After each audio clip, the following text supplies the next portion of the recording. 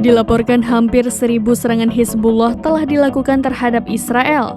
Secara rinci per Selasa 6 Februari, Hizbullah telah melakukan setidaknya 962 operasi melawan Israel sejak dimulainya operasi Banjir Al-Aqsa. Dikutip dari Tribunnews.com, setidaknya Hizbullah melakukan 8 serangan setiap harinya.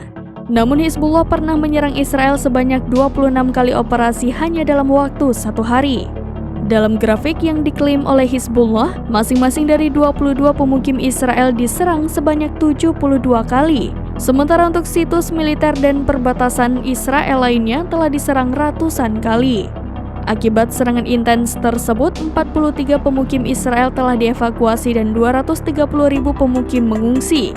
Pasalnya, 2 platform Iron Dome telah menjadi sasaran hingga tak bisa menangkis serangan Hizbullah.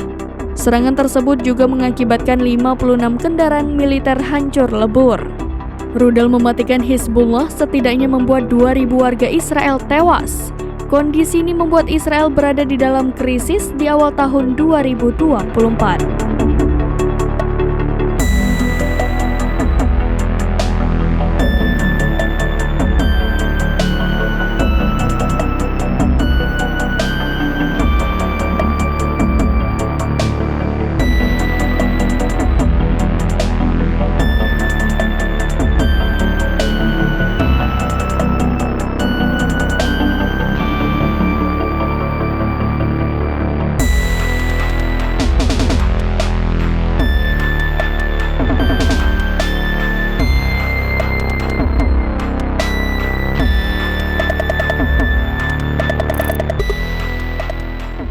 Download Tribun X sekarang, menghadirkan lokal menjadi Indonesia.